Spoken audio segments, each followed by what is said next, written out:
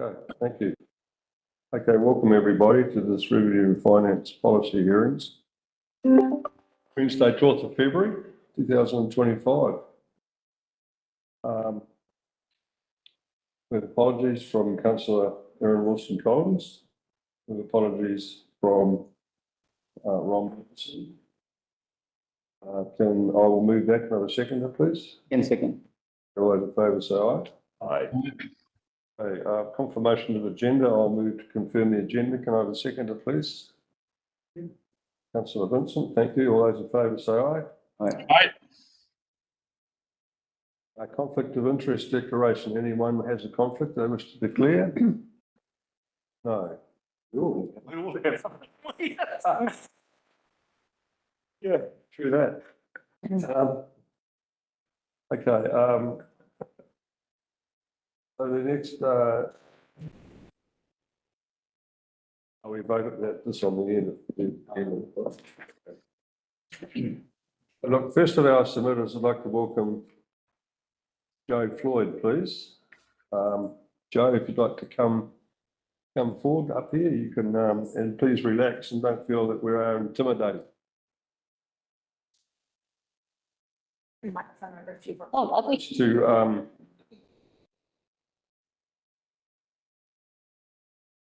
go through the protocol here. Each speaker has up to 5 minutes to speak, and elected members have up to 5 minutes to ask the speaker. Submitters can speak to topics they have addressed in their written submission, and elected members' questions should be specific to these topics. Kelly here will keep the time. Thank you, Joe. Thank you, Billy. Can you hear me okay? Yes. Yep. Okay. Okay. Thank you for letting me have my say. I'd like to start off. Nice to see you all again. I'd like to start off with my opinion on the change to capital value. The first thing was my consideration that the change to capital value can actually lead to investors and such purchasing land, farmland, or sections and just holding on to them because of obviously the less cost of doing that compared to having to pay the higher rate on the land value. So that was just an observation from something, you know, from knowing that these decisions when they've looked at capital value from the past. And the second, probably the biggest thing is the effect on Dargaville ratepayers. And I'm here really standing up for them. It's not so much that it's just all about me. I feel with the big rates that the rate increase that we've had, that this is making things even more difficult for Dargaville ratepayers. I looked across a few properties and I could see that even for like a modest capital value of about 400k, they've still got a rate increase out of this. So it certainly isn't looking after like the lower income earners, if you like, or so-called less wealthy people in Dargaville. And given some of these may be landlords, and there are quite a lot of landlords across Dargaville, but then they're going to be reflecting their rate increase in their rental income. So it's not really gaining anyone. And the biggest thing is that a lot of people are on fixed incomes, pensioners and the like, who will literally have to go without something to pay these extra rates. So I think that should be considered. These people who've got, if you like, nicer houses, you know, they've worked all their lives to get a nice house, and yet they're now cash poor. They've got a nice house, they're cash poor, and you're expecting them to dig into their pocket because they've got a nice house. And to me, that doesn't seem like the right thing to do for them. I feel a much fairer way of looking at wealth would be based on income. I'm not suggesting that council goes to central government and starts trying to rake out some of the income from the ratepayers, not the ratepayers, but, you know, the residents of Kaipara. But it was just a point that that's much sort of fairer look at, you know, who's wealthy and who isn't. So I also noticed when I'm sort of digging further that rural ratepayers seem to be gaining the most advantage. And I'm not talking about lifestyle blocks, I'm talking about sort of farm businesses and forestry, that they seem to be having quite a rates decrease as a result of this change to CV. And I'm asking, why is that? You know, what's the driver for that? I mean, after all, they're businesses and they can factor in rates increases to their business, whereas your ordinary residential person cannot do that. It's not, we're not running a business, we're just living in a house, and our only options are to stay there or not. Or maybe you could work another job, but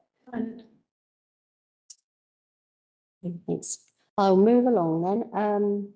So moving on to the rates differential comments, I feel that the main reason for doing this change to the rates differential for commercial industrial was to make the change to CV fairer for them, because it would possibly make their increase quite a lot.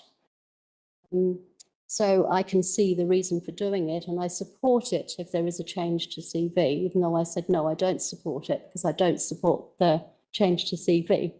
So there was sort of not another option. They are sort of linked, as I can see. And I was going to say, same with the stormwater one. If you throw that into the pot with the other rates changes, it actually eases the situation for Dargaville ratepayers because their stormwater rate goes down. So I think that should be based on its own merit rather than something that's just to ease the rates increase, if you like. So summing up, I don't support the change to CV. I don't agree with that some land uses should be subsidised by others, and I think that that needs to be looked at to make sure the urban ratepayers are not subsidising the rural ratepayers without having a good reason for doing it. I also think that if this CV is adopted and we've got some very large rates increases for some people, that council should look at phasing this in or capping that amount, because it's really going to affect some potentially ratepayers and even businesses badly. And as I say, wealth is not necessarily based on what the asset that you have. You might have a business that's worth quite a lot of money, but doesn't necessarily mean that you make a lot of money. So that huge rate increase could have a very devastating effect on some of the businesses. So I would say, council, please look at, if you're going to bring in the CV, please look at those things to make it easier and fairer for those ratepayers to make an adjustment. Thank you, Joe, for your thoughtful submission. There's just some questions. I'll take one from Ashnaya over there. Right. Thank you, Chair. Thank you, Joe. This is awesome. I went through this, and thanks for raising the questions, which quite a few of them, I won't go into details, have been raised by many, like land banking, you mentioned, the commercial property, you said 10%. Now, some of them, because you're very experienced, so that's why I would ask you a question. Based on other councils, they have probably higher rate differential for commercial. You mentioned 10% is low enough. What it could be? Could it be like 100% more, or what you think is fair? Yeah, that I don't know. I mean, it's what, it's set at 1.55 at the moment. It's 1 point. It's proposed. Well, it's not mentioned in the. So apologies for that. Yeah. It is asked that to 1.1. It is 1. Yes, the staff can correct me on. But yeah, you reckon? My reason for saying no was because if it was just a change by itself, then that would put another burden on other ratepayers. That's right. The difference up. Yeah. However, if it's paired with the change to capital value, I would support it, because otherwise you are unfairly going to disadvantage some of those businesses. Totally agree. Thank you. Any further questions? I might ask another one if no one is asking. Cool. It's fun and games and knowledge. You also mentioned about that, well, essentially, what you're saying is whatever we do, rural properties, they are getting benefited, they use the roads a lot, so they should not be, they should be treated as commercial. Would you recommend that we don't do anything at this stage because we already raised the rates and see how we go rather than taking a decision like that? Yeah, I would recommend don't change it, but still, if you're potentially going to look at that again in the future, look at the different land uses so that you're not having one like your residential, typical urban residential, over subsidizing something that's say the rural sector or whatever. Just watching that, the effect of making those changes has, just to keep that sort of balance. Thank you. Joe, we have a question from Councillor Howard, who's online. Thank you, Mr. Mayor. Thank you, Joe. Good presentation. I'm going to pick on one aspect of what you've said essentially, and that is your strong reference to supporting the Dargaville property owners. Now, I could extend that debate and make an assumption that you are actually advocating for rating on the basis of area rather than type of zone. I don't know why. We look at and trying to be as fair as we can across the whole district. That's our mandate, to look at the whole district. So, Okay, you're going to ask a question, please. so why would we want to consider specifically Dargaville property owners?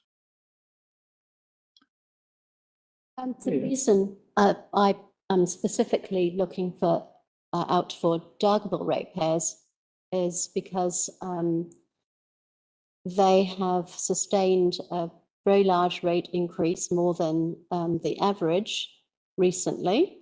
And this on top will push that up even more, even for, as I say, moderate value properties. I didn't actually find any where the rates would go down, though I didn't dig into the sort of really low value properties.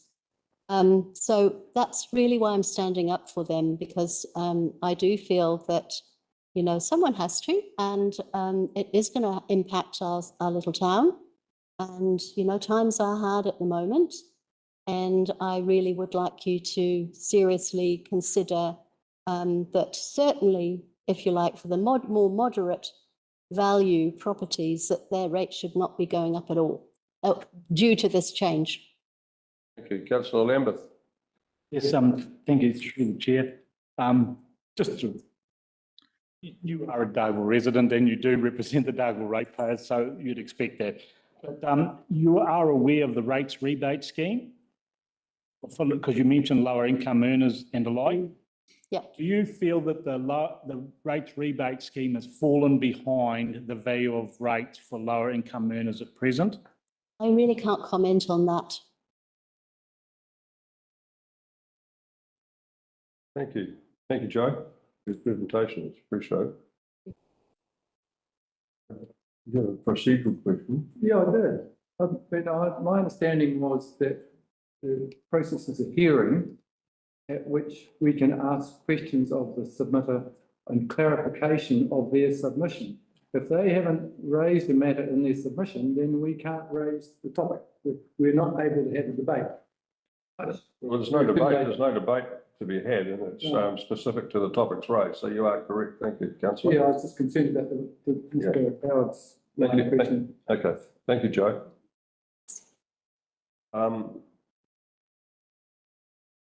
we have, our next submitter is Les Lorenz, who's online.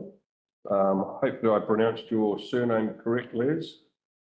But if you'd like to present, please.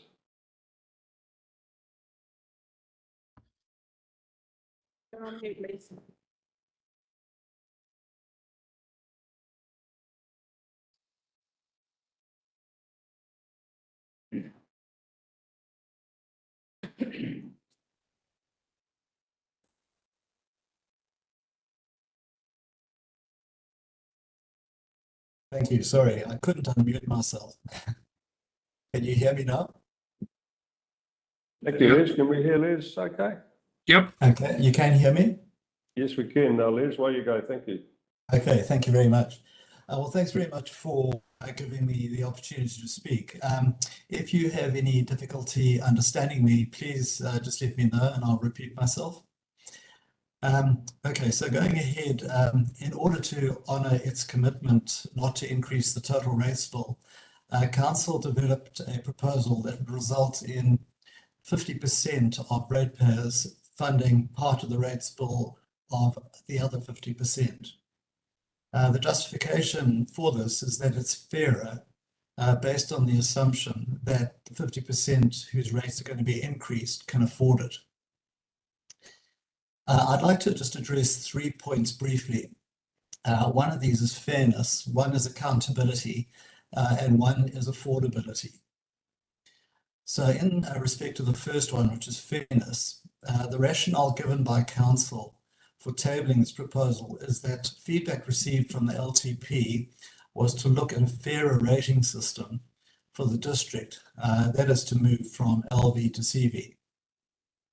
When I looked at the submissions, nearly 80% of the 177 submitters oppose the change. So what I did is I decided to look at the reasons why the other 20% were supporting the change. And surprisingly, there was very little information provided by them on why their rating at CV would be a better system for the district. That is, was it a better system or just that they have a reduction in rates? A few had given no explanation at all, except that in inverted commas, it seemed fairer. Another reason given was that people who live in bigger houses can afford to pay more. And one person said that they pay an unfair proportion of rates. But it's these very people who believe that another group of residents should pay these rates instead, which brings me to my second point, which is accountability.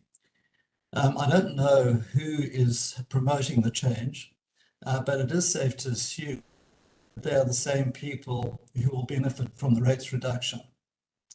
I have no doubt that they, like all of us, are struggling under the burgeoning weight of increased rate rises. But I would also say that everyone who's bought a property in Kaipara has had the opportunity to make a decision about whether they can afford the costs that come with buying that property, including the rates and the rating system. So if they have their homework, or if their circumstances have changed, it should not be up to the other ratepayers to continue funding their lifestyle decision. Which brings me to my third point and my final point, which is affordability. The assumption that a ratepayer with a slightly larger house can afford to pay a higher rate is quite frankly ludicrous. It is the same as saying that a person who owns a smaller house is poor. These statements are simply not true because everybody's personal circumstances differ. Many of the 80% of submitters who oppose the change are retirees on fixed incomes or long-term residents who simply can't keep pace with the annual rates rises, let alone fund an additional hike to support somebody else. I fall into this category. My rates have risen by 18% in 2 years and will reach nearly 30% by July. If this is put in, that's going to rise to about 50% in 3 years. Simply, this is just not sustainable for a person on a fixed income. It should also be noted that farms and commercial properties are generally GST registered and can claim the case for most of us who are just in residential properties. So what I am going to propose, if this does go through, which I don't support, but if this does go through, that council looks at the model that it's put forward and proposes a model which will more fairly take in the rest of the ratepayers rather than a 50-50 split. What I'd also suggest is that it's supported by empirical evidence rather than just an assumption that people can. And also what I would suggest is that if it is approved, that it's brought in over time and not in one fell swoop. But as I said, I don't support the change in the system to CV because I do not believe that it is actually as fair as in terms of what the mayor was actually saying. Secondly, that people should be held accountable for their own decisions and we shouldn't have to fund them if they've made a decision which they can't afford.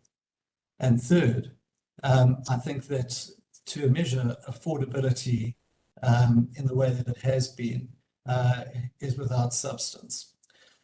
So I trust that the council will listen to the views of the 80% of submitters who oppose this and vote not to introduce the CV system. Thanks very much. Thank you for your presentation. Liz, is there any questions, please? Councillor Nair. From me? Yeah. Hi, Les. Thanks for your presentation as well as I actually went through what you wrote. So my question is just one question. I don't know whether you got the answer from KDC on that. Maybe Sue can answer. Can KDC confirm that there will be no increase in the total rates bill? And have you got the answer, 25, 26? We haven't got the ability to do that. We're simply asking questions. Yeah. So I'm asking the question whether... The question of the submitter, not of Sue. Okay. So are you suggesting that we should not increase any rate for this annual plan because we are committed by the language that in the frequently asked question that we will not be changing it? Sorry, you're asking me that question? Yes. Sorry, Is it your understanding in the frequent FAQs of Kaipara District Council that there will be no increase in the total rate, a whole rate bill? So you are asking, that's what I'm trying to confirm with you, that you said you are presuming that there will not be any increase in the rate bill in this year, 25, 26. No, what I was saying is that the council, in order to honour its commitment not to increase the total rates bill, has redistributed the rates take across the ratepayers in a different way. So the outcome of that is that 50% of people who are ratepayers will be paying more and 50% will be paying less. That's according to the information that's in your documents that were circulated. Thank you. Any further questions? Thank you very much, Liz, for your presentation. Not a problem. Thank you very much for hearing me. Thank you. Next on our list is Anne-Marie Jennings, and she is also online. Oh. Hi there. I can hear you loud and clear, Anne-Marie. Thank you very much. The floor is yours. You have 5 minutes. Thank you. Great, thank you. And my husband is sitting beside me, so thanks very much. This is Andreas. In order to try and be concise, I've actually written what I want to say. I thought it might be quicker and cut to the chase. So here goes. Regarding our submission, there are two main points with respect to moving to CV as a rates base. The first of those, and this is supplementary to the original writing I had, is affordability. I believe there's a general assumption that you as the council are making. If someone has a higher value home, they also have higher disposable income, meaning a rates increase is easily or can be easily absorbed. If you take a situation like ours, we came to Kaipara, among other things, because rates were an affordable thing in comparison to other areas we had also looked. We are retirees, and where our investment is basically in our asset, which is our home. This year, we already have an increase of 18.5% on our rates from last year. And then the shift to the proposed CV using the calculator in the link that you provided means, I think it's 59 or just a shade of 59% increase on top of that. So as fixed income and minimal income people, a shift to CV-based rates becomes marginal for us in terms of affordability. And that means in all likelihood that we come to the threshold of having to make major decision like leaving the area.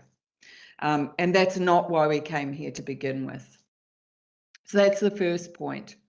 The second point is the value equation. And here, let me paint you a picture.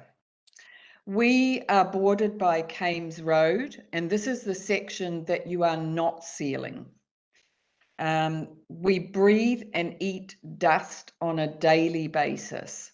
The road is ever more busy, and on days where there's diversions, it's unbelievably bad. Our outdoor areas we don't use, so they are basically rendered useless unless, and I use this word deliberately, we waste copious amounts of water cleaning outdoor areas at least on a weekly basis. And that is no exaggeration. So we found for a house we came to live outdoors, we live indoors. The road is not maintenanced as promised. Meaning that there is wear and tear on vehicles way and above what we had anticipated. And all of this is at our cost, whether it's water, whether it's vehicle wear and tear, etc. This is all coming to us as cost. That's the first thing. The second part of this picture is there is no adequate recycling approach in this region. So even paying the rates we do, we have to then purchase rubbish bags for it, as an example. And where, in this case, the recycling bag is much smaller than general waste bags, which quite candidly defies all level of logic. And we know there's no, or at least as far as we understand to this point, reviewing this is not on the agenda until 2027. I have previously been in the Thames Coromandel District Council, where they provided a bin approach, 3 bins, glass, recycling, general waste. And this was all included in the rates that we paid, and we were in a rural location. So we weren't in like a town. So taking that together, the question is, if we have to accept somewhat in the region of close to 60% increase in our rates, what's in it for us as the resident, as the person that's consciously come into this region? We don't see the value for current rates, let alone what you're proposing with the shift to CV. So in summary, your shift to CV rates essentially creates a financial burden for no value. But I don't want to just leave you with nothing, having said all that. So a proposal, maybe something you would consider. We feel that a far more equitable approach would be to base rates on the number of people at an address, because the number of people has a direct correlation to the consumption of services and the infrastructure burden. Finish. Thank you very much. And any questions from elected members, please?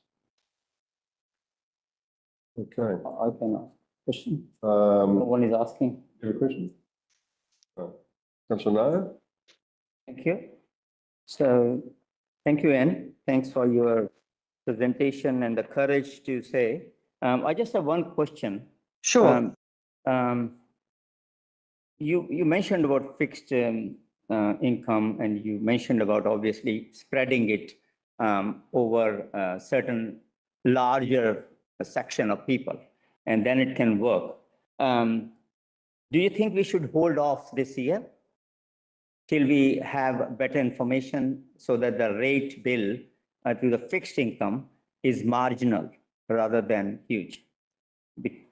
Should we have a trial before we do it?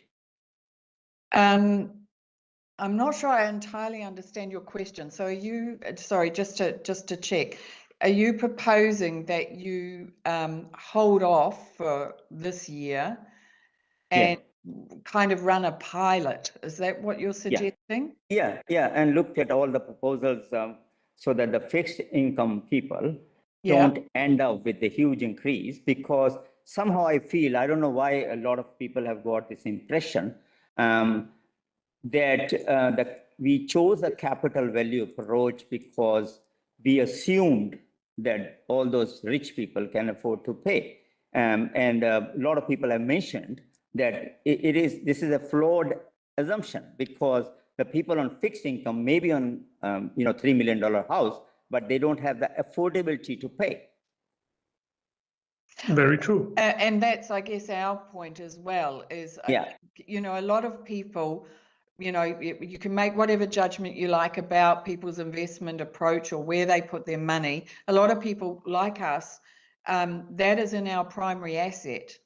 And as fixed, and in our case, minimal income people, because we're retired, then this whole issue of affordability does come into play. And I think there's also an optics, issue, and maybe this is why this comment has come up to you as well. That yes, it looks like the assumption is because you have a house of value, you also have a lot of other money, and that's in our case simply not the case. Oh, that's great. Thank you. Thank you, Anne. So sorry, to answer your question, I think it would be fair to maybe consider all the options before you do anything, rather than just kind of going straight ahead. I think at least then, sorry, I understand someone else has a question. I apologize. I do think then there is a much better chance of what's being seen as being, a fair tested approach. Whereas at the moment, it just seems like, although you're having this consultation process, and thank you for that.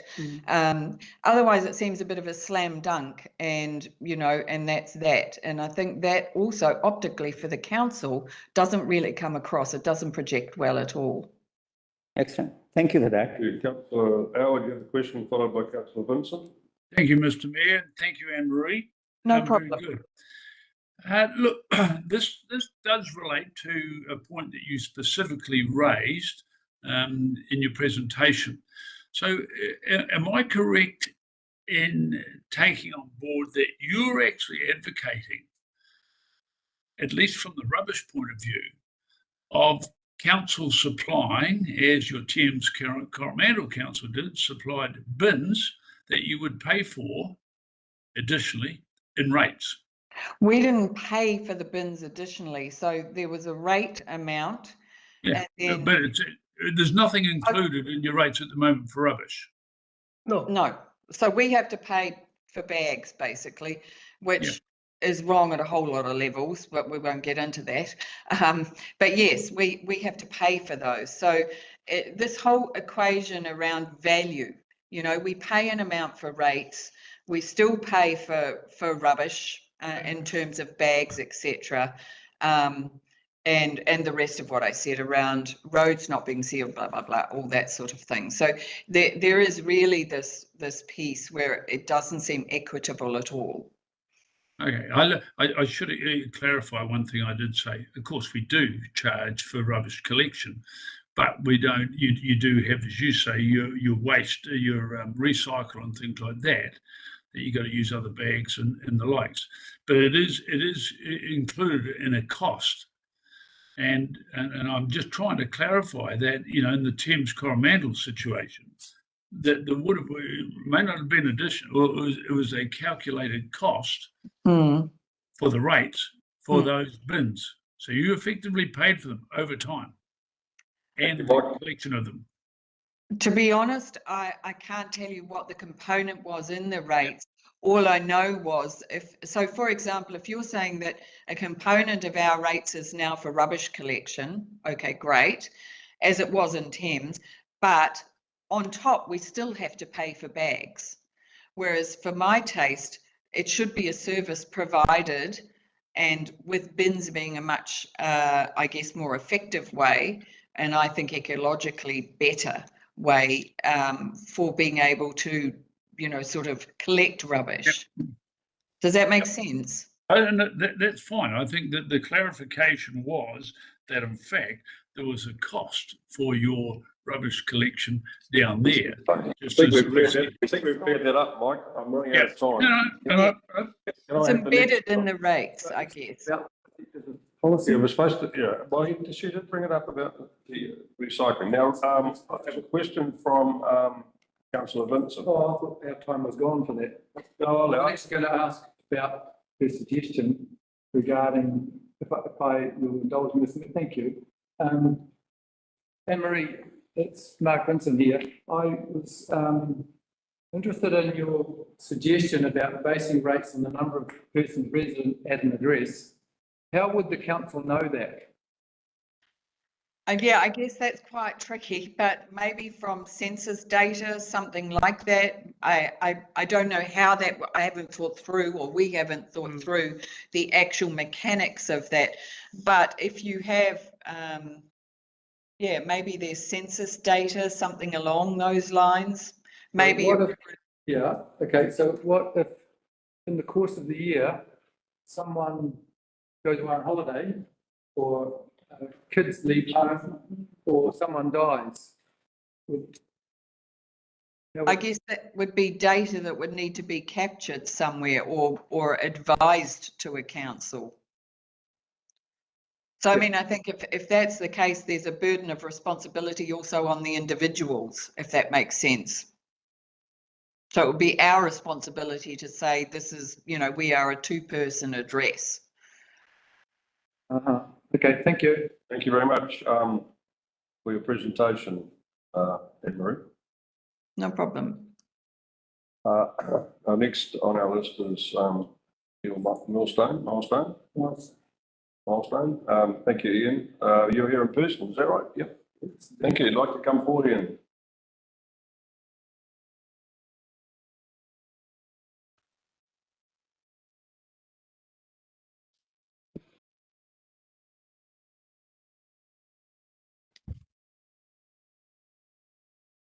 G'day, everyone. Welcome. I read the newspaper report headlined, "Likely Rates Rises Loom as KDC Consults on Changes," in the November 18th, 2024 issue of the Mangawhai Focus with enthusiasm. A council source states in this article that by shifting the land value to capital value, it would make rates fairer and more equitable. Wow. Would this mean that all ratepayers would contribute equally to pay for the services that we all equally enjoy?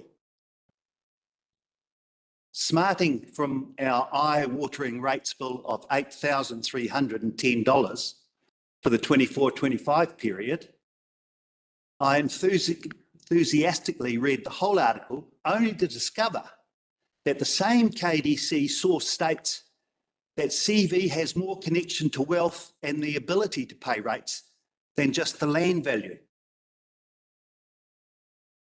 Confused with these contradictory statements, I came to the conclusion that the KDC views rates as an asset tax and has no desire to make the rating system fair and equitable at all. Setting rates at capital value financially penalises any resident who spends more than a modest amount on their house and it discourages the building of attractive houses.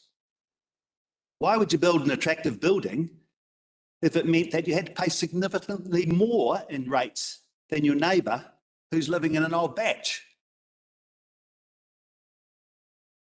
Contrary to KDC opinion, a high CV does not necessarily mean that the residents living in the property have the ability to pay higher rates than those living in properties of lower CVs. In Mangawhai Heads in particular, over the years, many retired folk of limited income who have built a nice retirement home have had to move due to being unable to meet the high rate bills inflicted on them due to the rapid rise in their land values. A change to CV could well exacerbate this trend.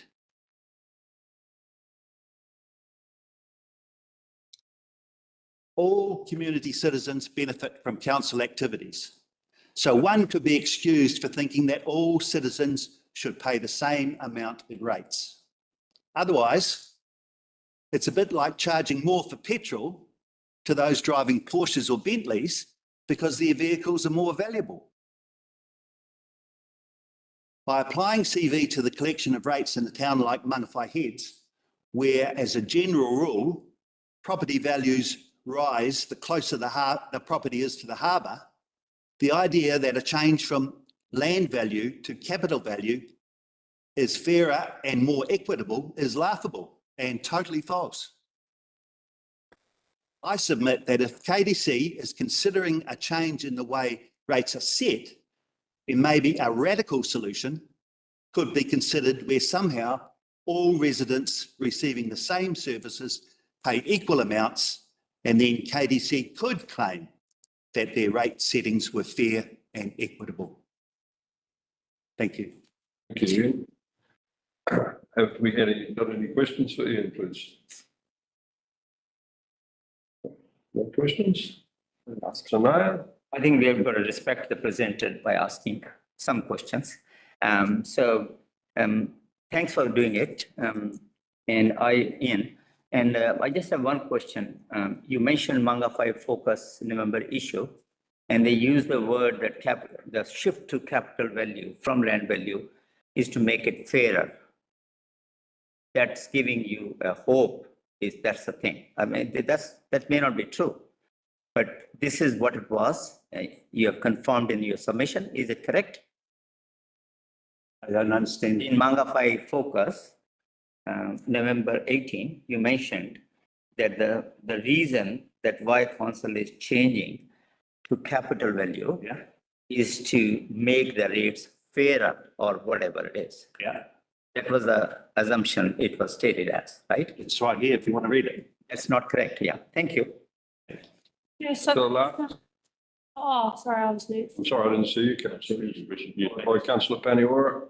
Thank you. Did you use the tool on the website? I did. And what was the change in your rate? That's my question.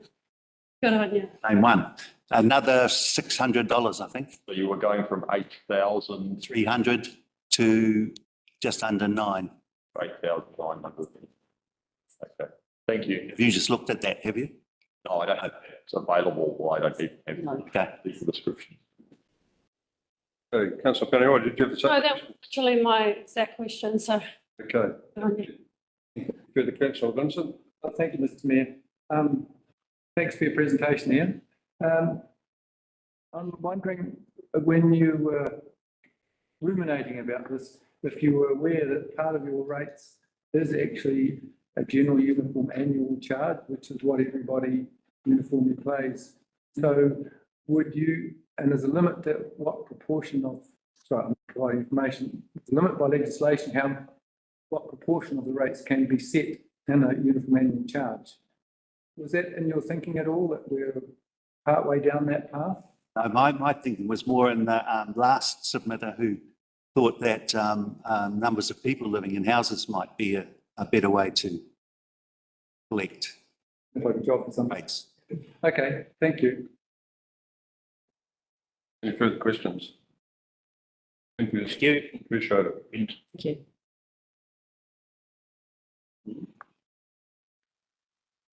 There's no Richard. The next person. Okay, John's just going to use the bathroom. He'll be back in a second.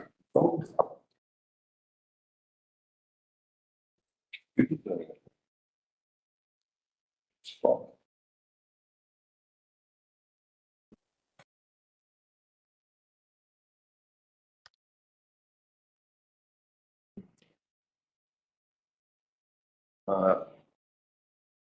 We might as well have a break if we have a gap in our submission process, unless there's someone else who would like to come forward and take up that time. Okay, we're waiting for John. Yeah. Just keep 5-minute cover. Bathroom stop. Go.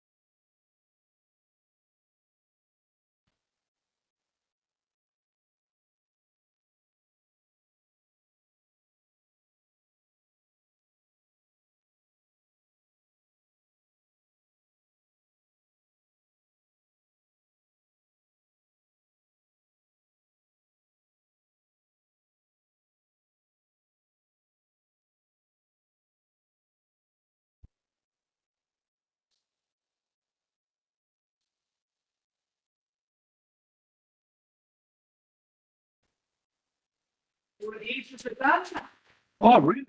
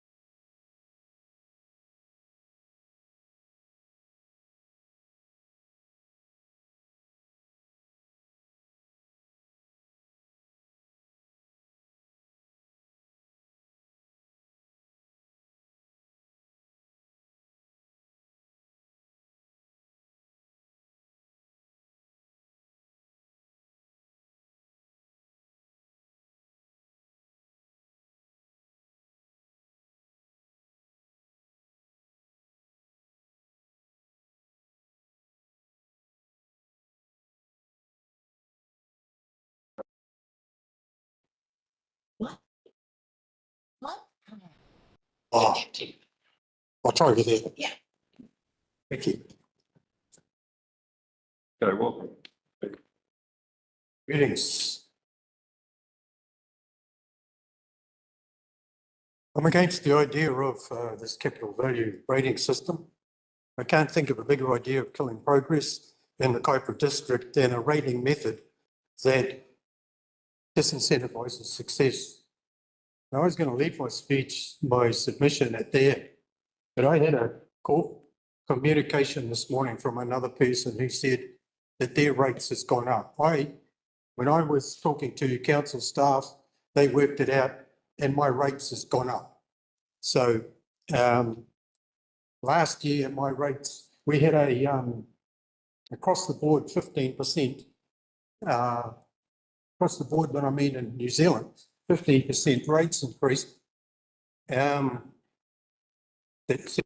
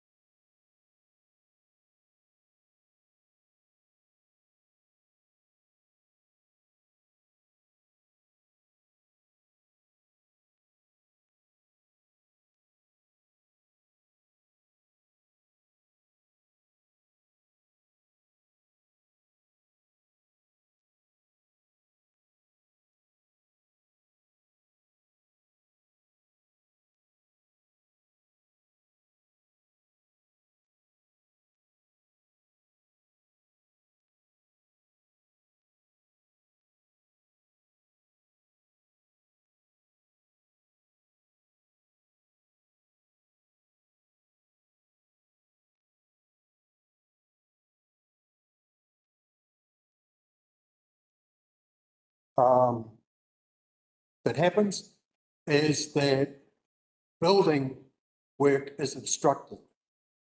And I have a friend, very good friend of mine, who's trucked the house onto his property with him and his wife as a retirement home. This house, and he also bought a nice ute to tow the caravan that they were living in. Once the house was done, he was going to go round. The council hassled him so much over a sewer line that was this much too close to the house. And when he showed me this property, you could drive a big digger down between the house and this was an argument about nothing. The council couldn't even find the sewer line. He was put under so much stress that he had a stroke. He can't see out of this side of his eye, this eye. And since then, the house isn't finished. He's had 2 more strokes. He now can form stuff in his mind, but who's like that? He can't talk. That was the stress that the council put him under building. It's consistent in this council, the obstruction for building. There's a gentleman wanted to build a factory down where the racecourse is, on the opposite side of the road, and he was told that he had to put in a $15 million roundabout. And nobody really has $15 million lying around. There was, I talked before in submissions, the essays that are written to the council about Capitol Gate. Capitol Gate is a building that's built oval, and it's built oval. It comes up on an 18-degree lean. It's an impossibly difficult building to build. It's 16,000 square metres of office space. It's got a luxury hotel. On top of that, there was a Swimming pool added to the front of it while it was being built. There's a heliport built on the top of it while it was being built. In these buildings in the Emirates are all chandeliers and marble, are beautiful. This building and a shed down the bottom end of town, 360 square metres, took the same amount of time, and that was obfuscation by the council. There's a similar shed a little bit further up. 5 years, it's not opened yet. It should be open this month. The average wage in Dargaville is about 24,000. Salaried staff on the council receive salaries 4 to 6 times this amount, with some personnel on the council receiving over 14 times this amount. The huge salaries paid to council staff suggest that these people have the competence to work for the people of Kaipara using their own talents. So therefore, I've said it before, say it again, it's imperative that the salaried staff, the chief executive and the salaried staff on the council leave the cult and work solely for the people of Kaipara district.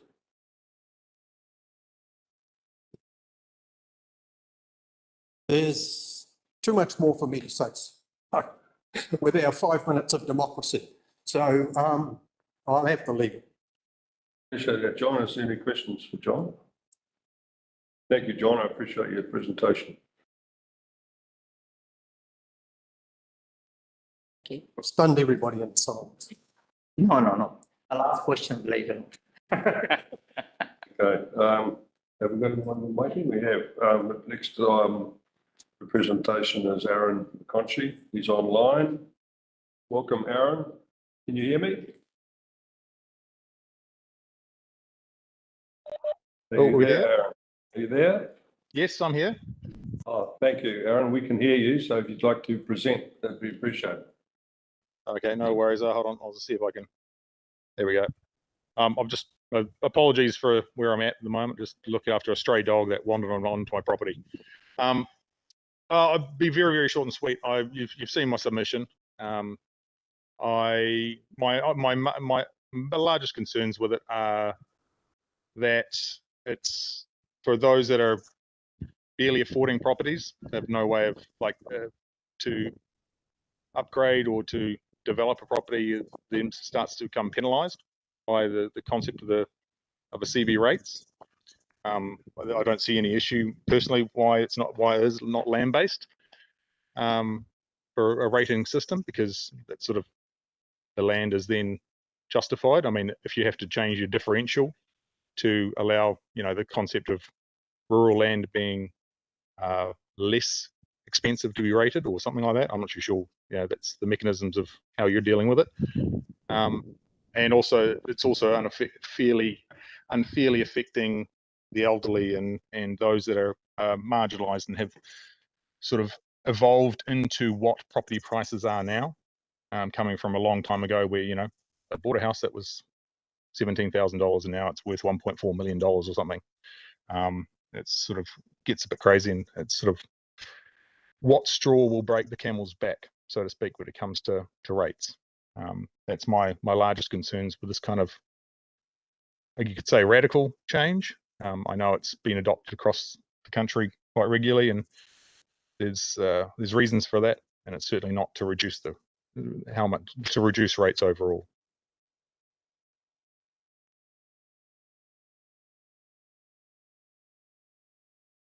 Is that have I lost Aaron, or have you completed this? Well, I mean, that's pretty much the bones of it. I mean, you've got my submission there, so I'm just sort of trying to reiterate the concept, in that it doesn't. I can see it really poorly affecting a lot of people that aren't in the position to be affected financially, to be able to absorb the inevitable increases that it will be. Okay, thank you. Any questions of Aaron? Councillor Vincent? Thank you, Mr. Mayor. Thanks for your presentation, Aaron. You're not alone in your criticisms of the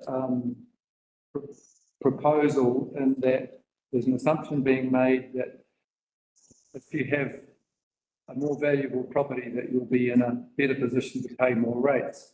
Okay.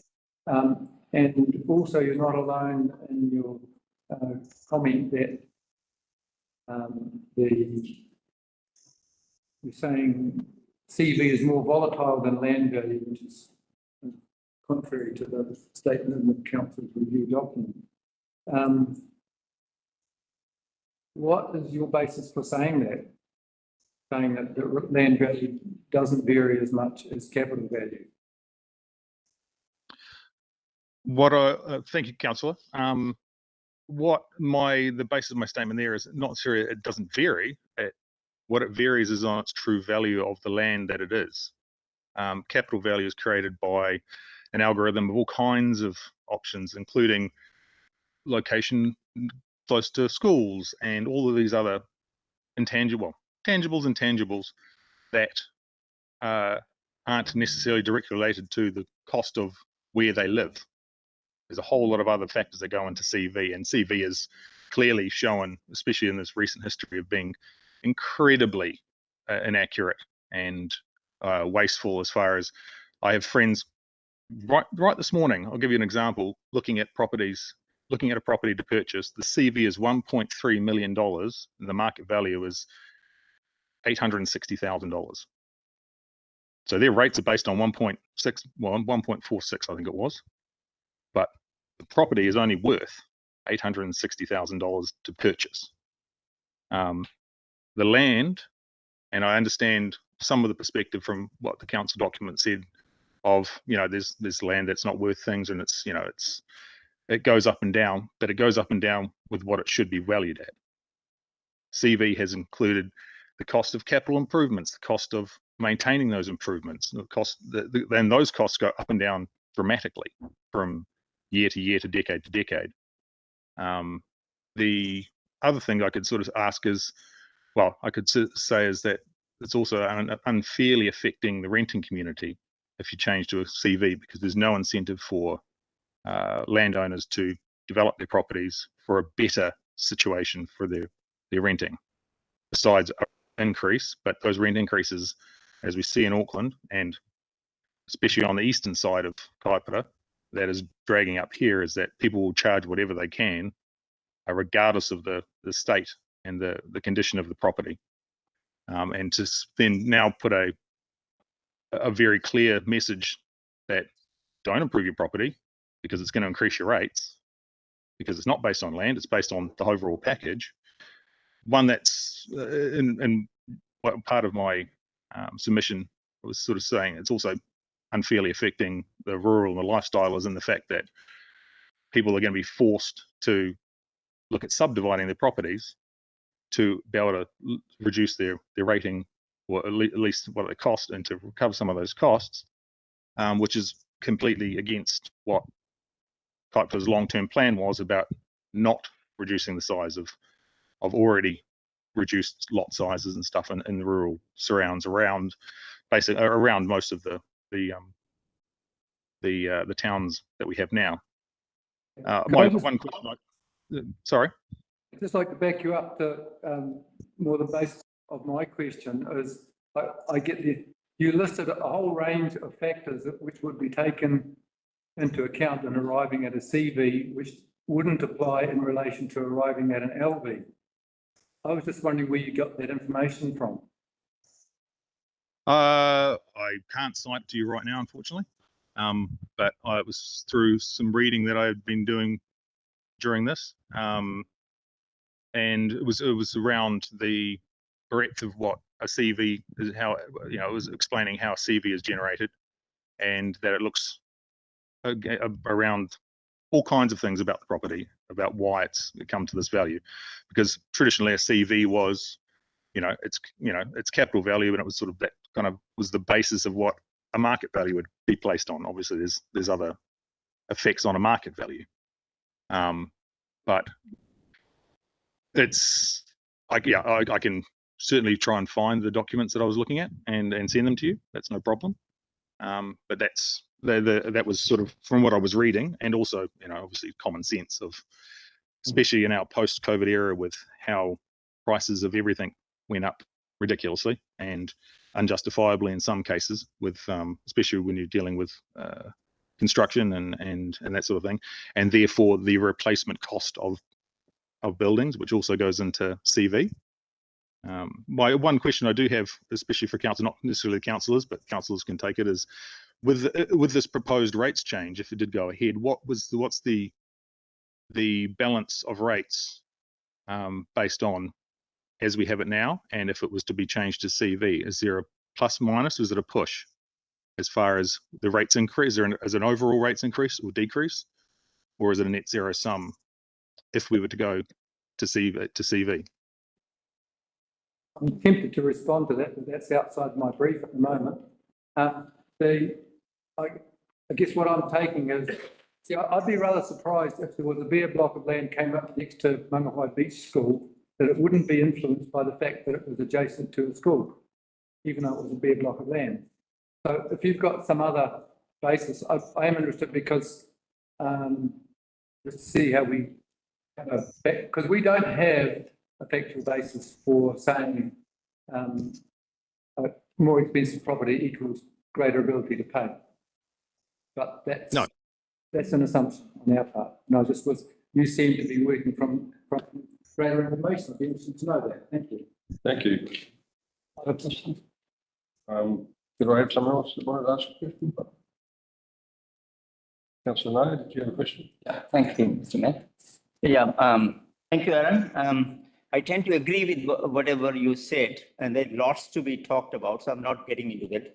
I agree with the CV is more based on sales in the area, and I also agree that the developments, whatever you do, and there is a room for people with subdivision or sitting on land to make profit, if it's that's a case, land banking as they call it.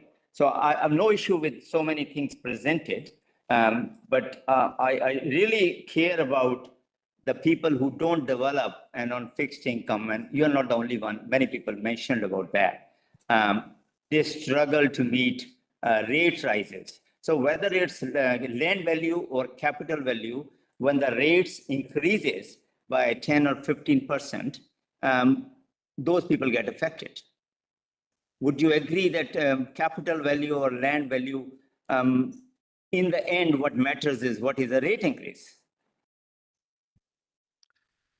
Thank you, Councillor. Well, yes, 100%. I mean, where I am, I've been affected by rates increases, every single thing. I've never had a negative rates bill, and quite substantial from when I first moved here 10 years ago to what it is now, and that's purely based on land value. Or the trick with CV is that it's based on a lot of other things, and it's not based on. And I know there's a differential, and there's thing. I looked from my property, and it's going to go up again. With the change to CV. Again, this is not agreed to in the long-term plan. It's not agreed rates increase by So do you think that we should hold on for a year, the rate increase, because we have already increased it?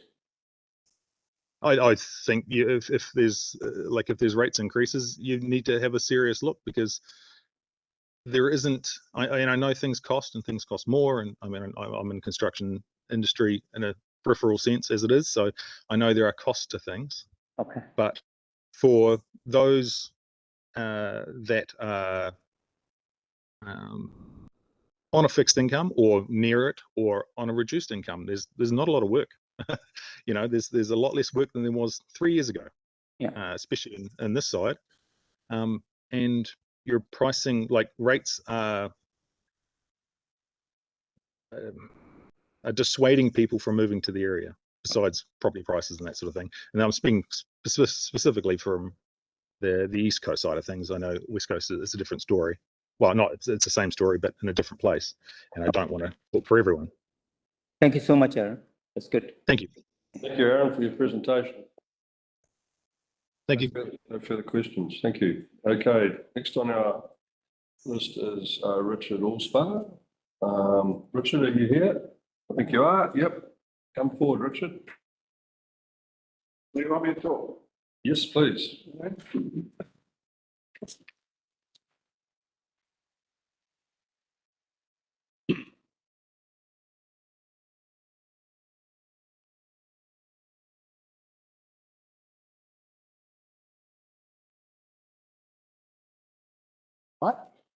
Thank you. Okay. I've already indicated in my written submission that I support the move to capital value rating. And I welcome the chance to speak to that support, though I suspect that just about everything I am about to say will already be known to councillors, but treat this as a reinforcement. Progressively, over the last few decades, the rest of the country has moved to capital value. I'm not sure what percentage are now on capital value rating, but it must now be substantial. Unfortunately, the Northern District Councils have been collectively dragging their feet, which means that whichever District Council moves first is going to be challenged by the fear of the unknown and maybe losing competitiveness. So well done to Kuiper for being serious about moving in the right direction. Bringing us into capital valuation rating will bring us more into line with the rest of the country, which will make comparisons more meaningful. That is a sort of an extension of being accountable to ratepayers. They need to understand what they're comparing with. Kuiper is becoming increasingly urbanised, and this trend will continue.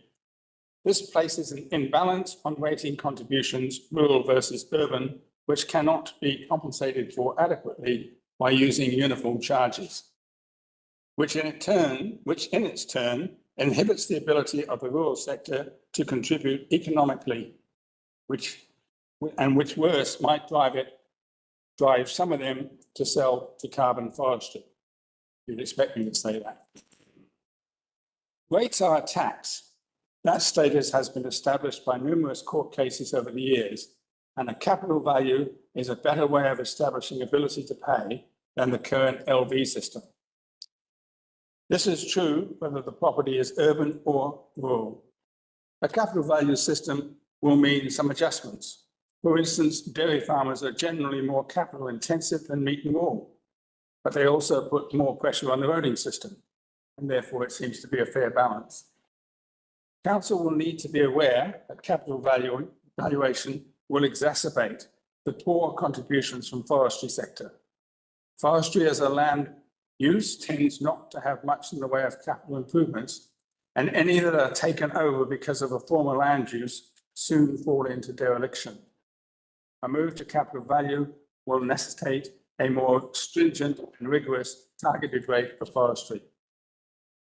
Now, it's not the subject of this consultation, but as a general comment, I endorse continuing to explore areas of council activity where an individual charge, or sometimes known as a uniform charge, would best apply. For example, for libraries and the cost of democracy, which you're already doing, and I endorse that.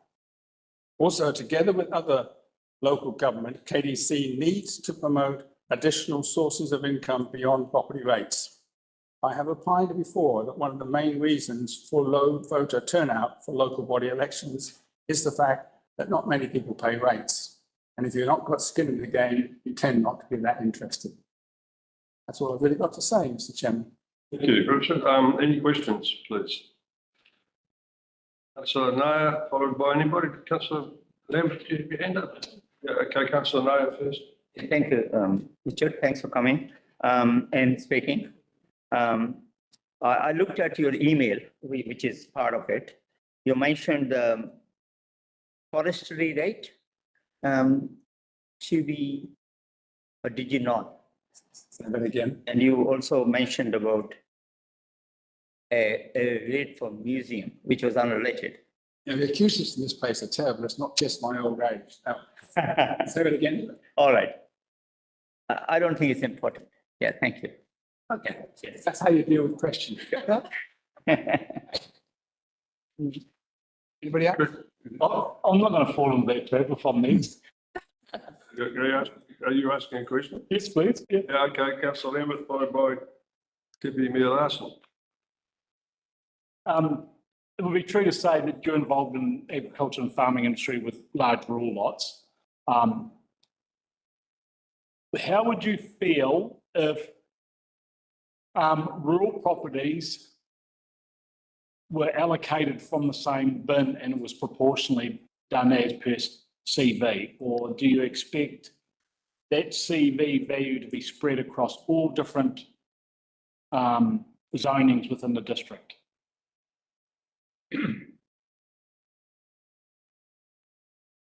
Not the beat around the bush. We know who is going to win out of the CV rating. I just think that any rating system needs to be easily understood. And what you're suggesting to me suggests that you're trying to complicate it,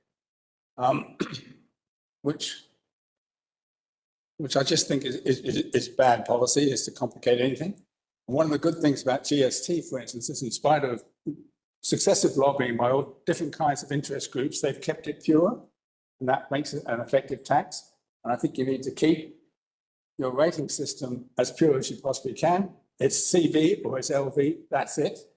I mean, you're going to be challenged by saying, well, you should be giving concessions to businesses because they're suddenly going to go from paying 3/5 of stuff all to a lot because they're heavy in capital value. You've got to understand where you're heading for, why you're doing it. And then, for goodness sake, don't complicate it. The more complicated you make it, the more political interference you'll be encouraging. And I think that's a bad thing. To supplementary that, if I may, a differential that is calculated by council, that's a further complication in your view? The differential, you're talking the differential on forestry rating, what you're specifically talking about, it would be better were we not faced to have to make that decision. Okay? Unfortunately, other people beyond us made the decision that there would be a large-scale takeover of carbon forestry, and it is the duty of council to protect the interests of its ratepayers. Therefore, the targeted rate on forestry was absolutely necessary. And that wasn't a complication, that was council doing its job. But what I'm talking about here is a differential relating to capital value rating to even out the blow or the impact. Is that just another complication as you're concerned? If it's trying to do that between broadly synonymous land uses, in other words, pastoral farming, if it's trying to even out within pastoral farming, I think that would be counterproductive. If it's definitely trying to do something between a sector which clearly doesn't contribute to the existing system, as opposed to, you know, then you have to do something about it.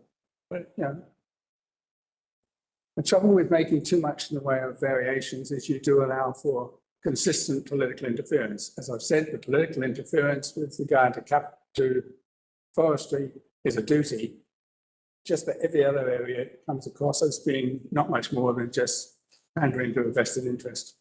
Thank you, Richard. Okay, Deputy Mayor Larson, followed by Councillor Howard. Thank you, Richard. Thanks, Richard. It's interesting to hear what your thoughts are on the current and proposed differential, which is that residential and more lifestyle pay 100% differential, and that the other, which includes all the rural land, pays 105%.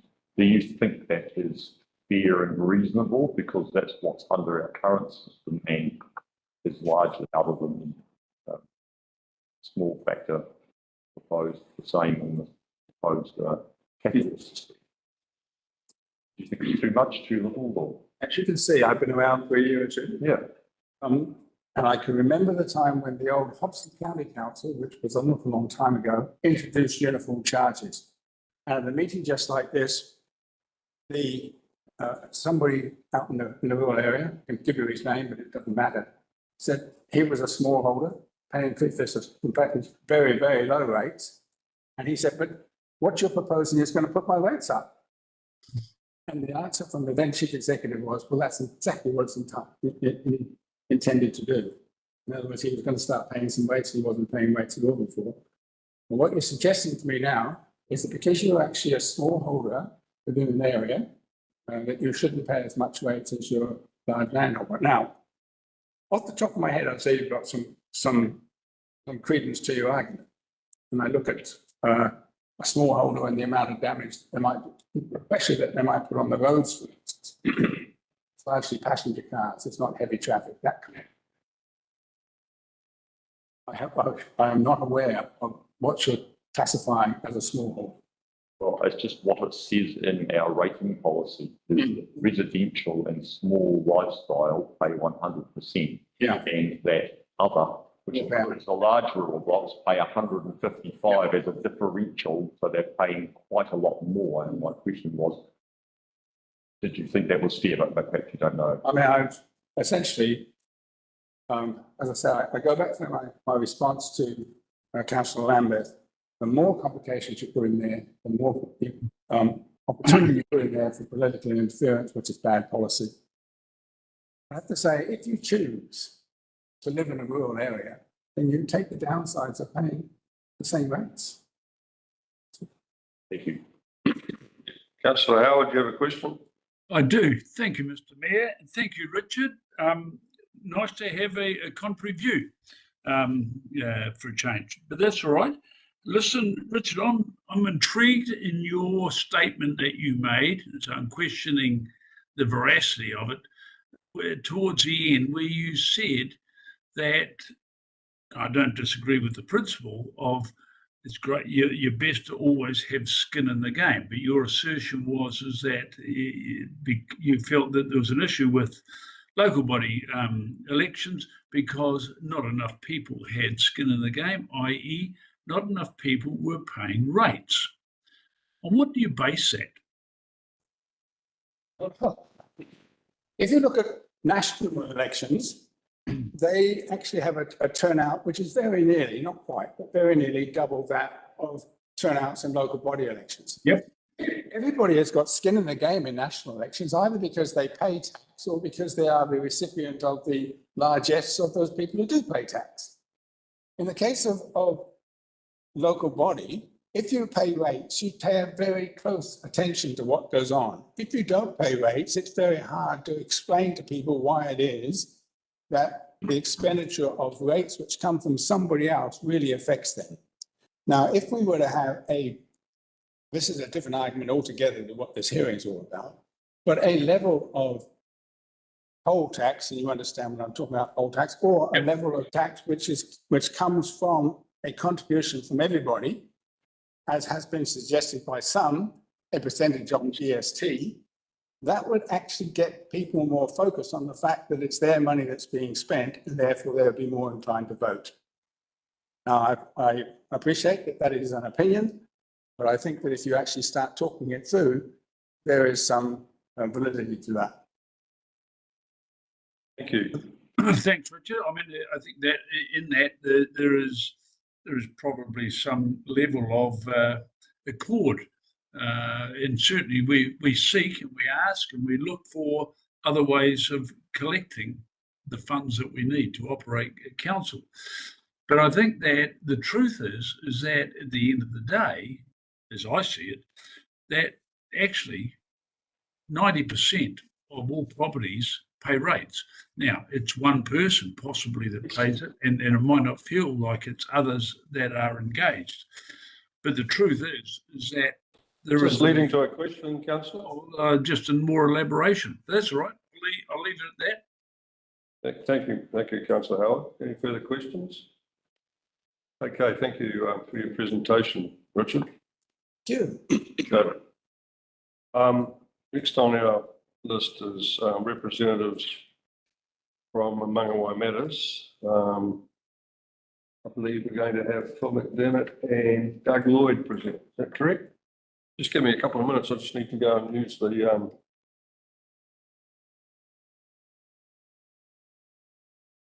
So I'd still like where we can compare what else. No, I don't think so. I think it's On now. because otherwise they're able to make submissions.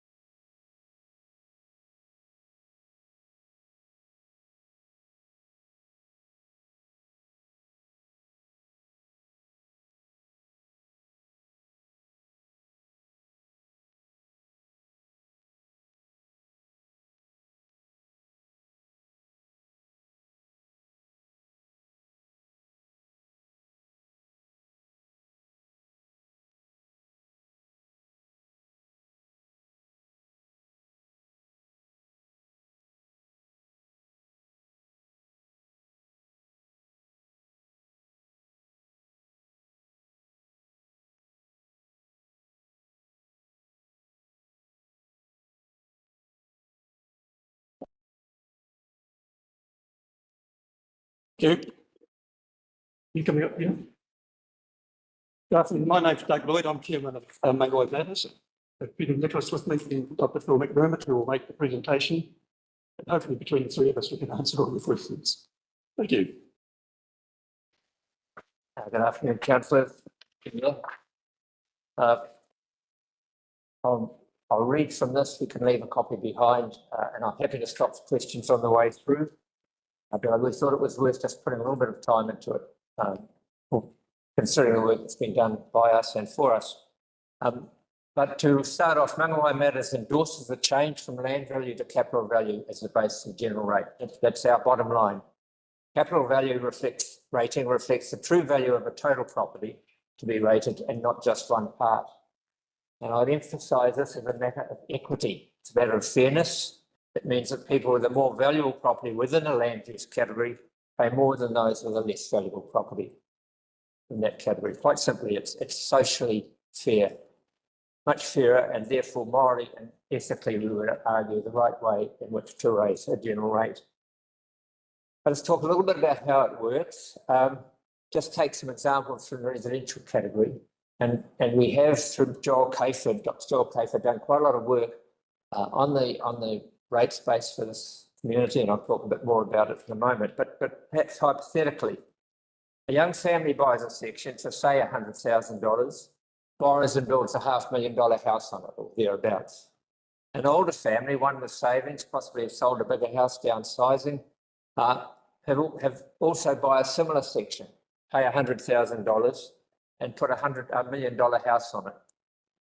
Under the current rating system, those two families in quite different circumstances, financial circumstances, will be paying the same rate, despite their different circumstances.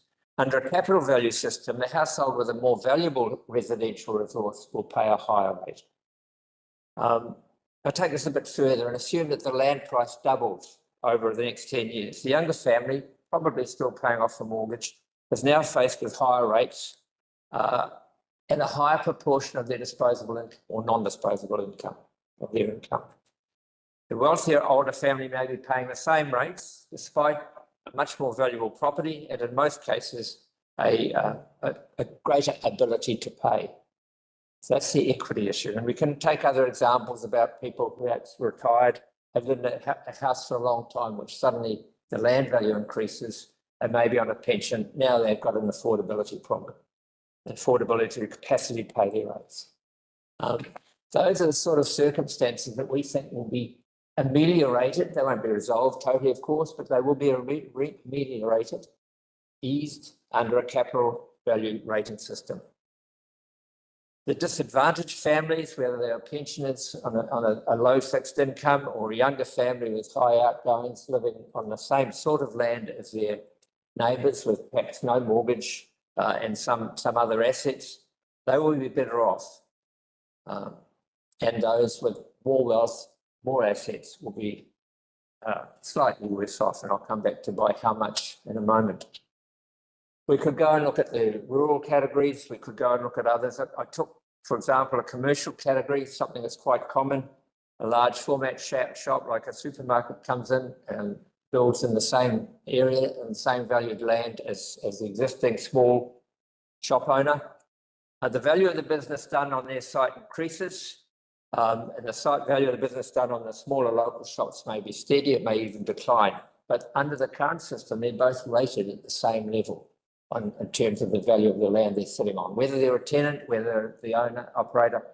The business that has become, the bigger business, the more valuable business pays the same level of rates. Under a capital rating, the burden will shift from the small to the large commercial operator.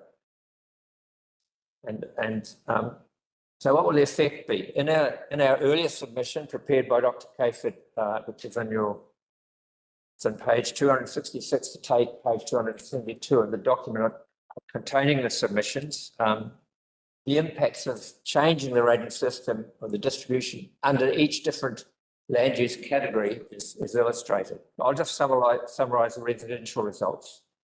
Of the 7,084 residential properties on the roll at that time, nearly 2,000 would have a rate reduction of more than $100 a year.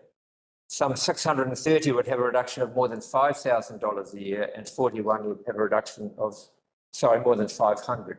So that's an error, more than 500. 40 odd would get a reduction of around $2,000 a year. A significant number of people will make significant savings on their rates, and they are most likely to include the people for whom rates are a significant expense. There will be losers. There are in any change, and this is really about changing to keep up with changes in our property market, changes in our demography, changes in our towns. Around 3,600 would have an increase of more than $100. Most of those increases will be under 200, but there will be around 300 who may pay more than $500 extra rates. So there's an evening going on. Because that group is more likely to include people for whom paying rates is not such a problem. That's just the residential side. If you look at that document, you'll see the same illustration across the different categories. So our proposal, or our strong recommendation, is that council shifts from land value to capital value for collection of rates, and that's an equity issue. I'll make that very clear. Capturing the true value of property assets in the rates better reflects the capacity to pay. And it is notable that the majority of councils in New Zealand have already switched to capital value rating.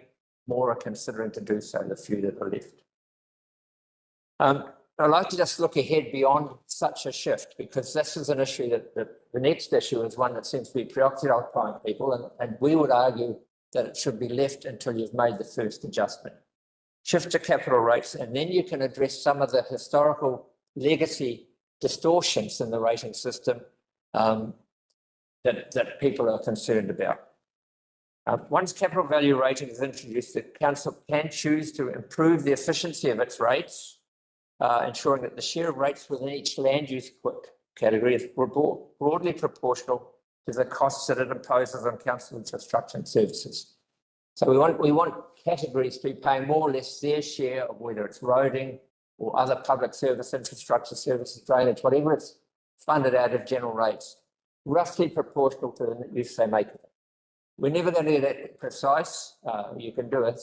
We would support a review to try and adjust that rate differential between land use categories to reflect current realities. But we're not saying it's going to be precise, and we think it's got to be transparent. It's got to be evidence-based, and it will take some time to do. This brings us just quickly to the capital value proposal published last year by the KDC. Our view is that the proposal as presented was inappropriate. The shares between sectors and the number of sectors would change for no apparent reason without any evidence put forward for making that adjust. What happens if we adopt that proposal? It lifts the burden on residential ratepayers from 43% of total rates to 49%. Why? There's no reason why that was obvious in the consultation documents or elsewhere why that should be done. There may be a good reason, but there's no evidence, there's been no analysis, there's been no review of impacts. One of the impacts will be to reduce the rates on the non-residential ratepayers and to begin to penalise residential ratepayers. And again, if we stayed with land value under that, penalising the least able to pay their way. And I'd say, if you were to introduce such a change in the course of the current review of land-based rates versus capital-based rates, you're just creating a rod for your own backs. It will be very politically challenging. I've watched it happen in other councils. It doesn't work. Bear in mind that the main impact of going to capital value is to improve equity. If you start trying to work out who's getting the benefits and how much rates they're paying, then you're dealing with efficiency. And while we might absolutely support anything that improves the efficiency of rate collection, if you mix up your objectives, you're going to not get it through politically. People aren't going to understand. They're not going to be able to participate and put their views. And I think any change in the rating system will fail politically. So in summary, we strongly endorse the change to a capital rating system on equity grounds. We do not endorse the adjustment between sectors proposed by the KDC last year, but we would support a subsequent review of differentials between sectors, and even maybe it's necessary to generate one or two more sectors to more refinedly identify where the benefits lie or the costs have to be met by a sector from the way you levy rates. So yes, we support a review down the track, but right at the moment, we think it's very important that there is a shift to capital value rating. And I would say that if you are interested in the efficiency exercise later on, it'd be a lot easier to do if you're dealing with capital value rating. It gives you the flexibility to deal with change as well as to look after your ratepayers in the meantime. Thank you. We have some questions. So Paniora, followed by Councillor Vincent, followed by Councillor Nair. Thank you. The question that, well, I had two questions. The first is that I hear what you're saying is that you want a more tailored approach that gives more effect to the, equitable those advantages and disadvantages that you've spoken about.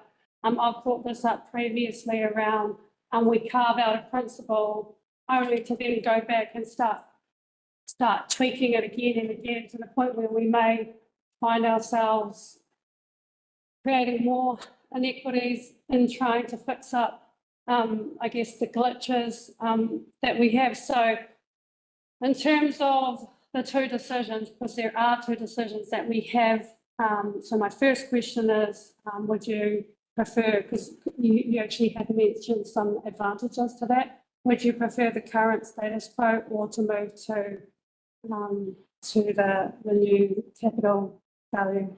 Definitely moving to the new capital value one, but not changing the total value of each category that's the money's collected after. For residential, we get 10 million a year, leave it at 10 million, do the tweaking between that.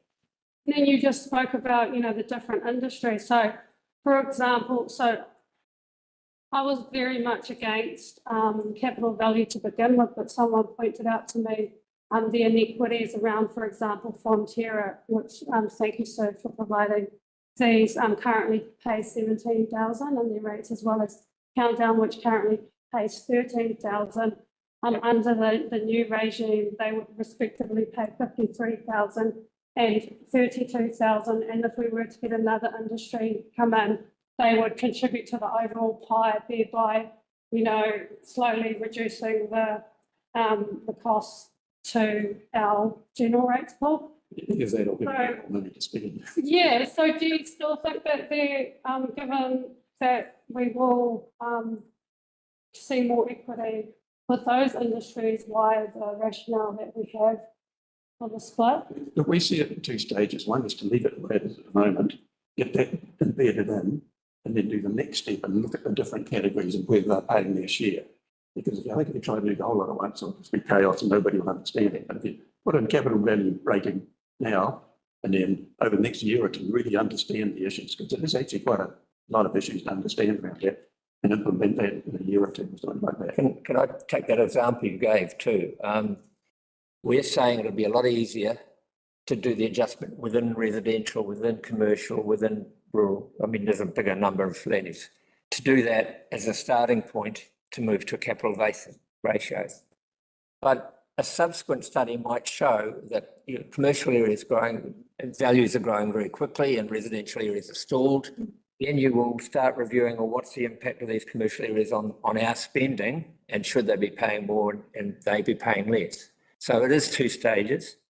You can't do that second one without doing the first one of sorting out, moving to capital value rating, and that will automatically help some people with a lower ability to pay. I just add one thing, Gareth. We spoke about it many months ago, and I think what is wrong with what you've got in front of you is that residential and commercial will subsidise rural. So in other words, commercial and residential will pay more and rural pay less. That's wrong. What has to happen is that you have to keep the same proportion of total rates revenue by sector. Critical. Yep. Okay. Yeah, no, that makes sense. Here I have on my list, Stephen. Is it First, first?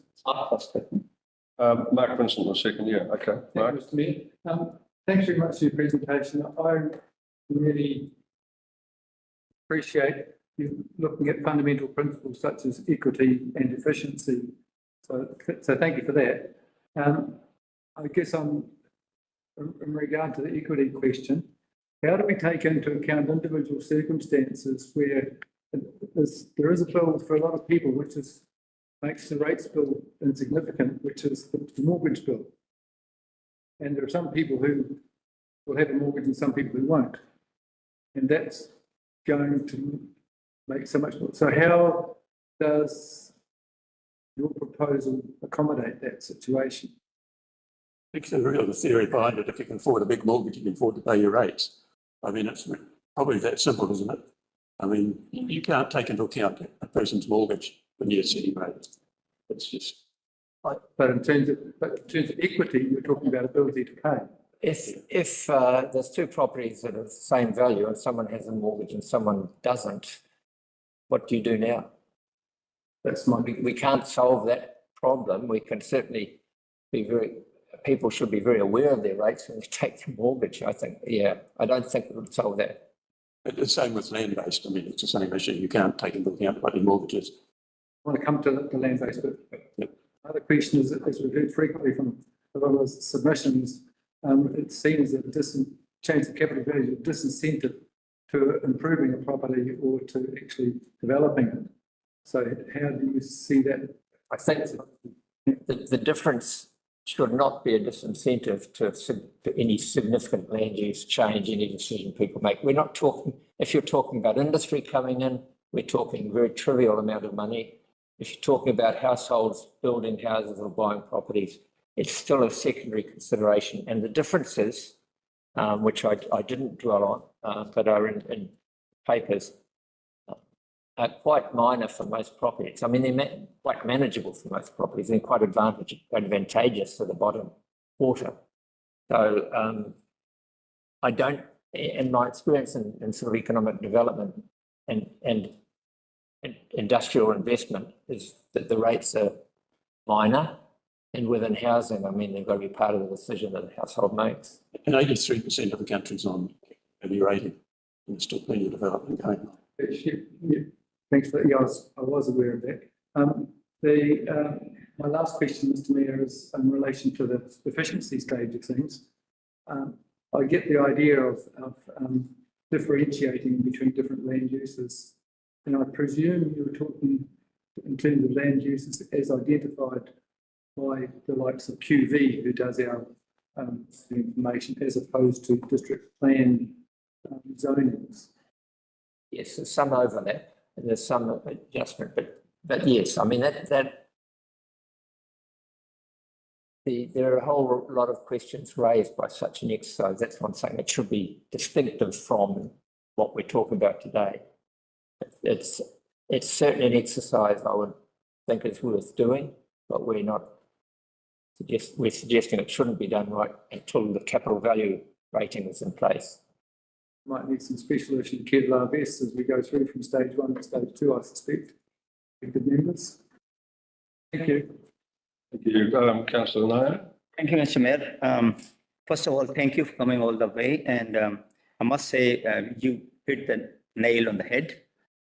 So if I get it right, you said that we have work to do and we should not cross subsidize, and we should have the same bill for each sector, right? That's the first thing you said. The second thing, obviously, you said there's work to be done, but you have come out with some differentials, albeit could not be definitive, could change a little bit as long as we achieve the first goal of leaving the boxes as they should be. So there is, as you said, there's no political vibration or repercussions, right? There will be losers, of course, and there'll be some feedback. So I'm not speaking anything against that, but I would like to say how you can help us do it in the concept. Can I answer that, Joel? Kate, work with Jason, your CEO. So you'll sort it out. Early stage. Thank you very much. Thank you very much. Yeah, so we can give you advice. Well, we'd love to. Yeah, thank you. Any further questions? Thank you very much for your presentation. Thank you. Okay, it's been a lot of food for thought today. Some good presentations, a lot of thought went into them. And certainly, well, I believe helps us with a learning curve of our own, actually, a little bit. So that brings us to the end today, and I'll close this. Oh, I've got to move, sorry, I do too. Now that we've had those presentations completed, we have to put a recommendation. You spoke. And that recommendation is Yes, this is the one. Yep. Receives the 177 submissions submitted for the Revenue and Finance and Policy Review. Here's the submitters who want to be heard and agrees that the submissions received between the 15th of December and the 10th of January 2012, which was after the formal consultation course date, be included in the hearings and the deliberations process. I move that. Do I have a second, please? I'll second that. Thank you, Councillor Vincent. All those in favour, raise their hand and say aye. Aye. Against? Motion carried. Thank you. I declare this meeting closed. Thank you.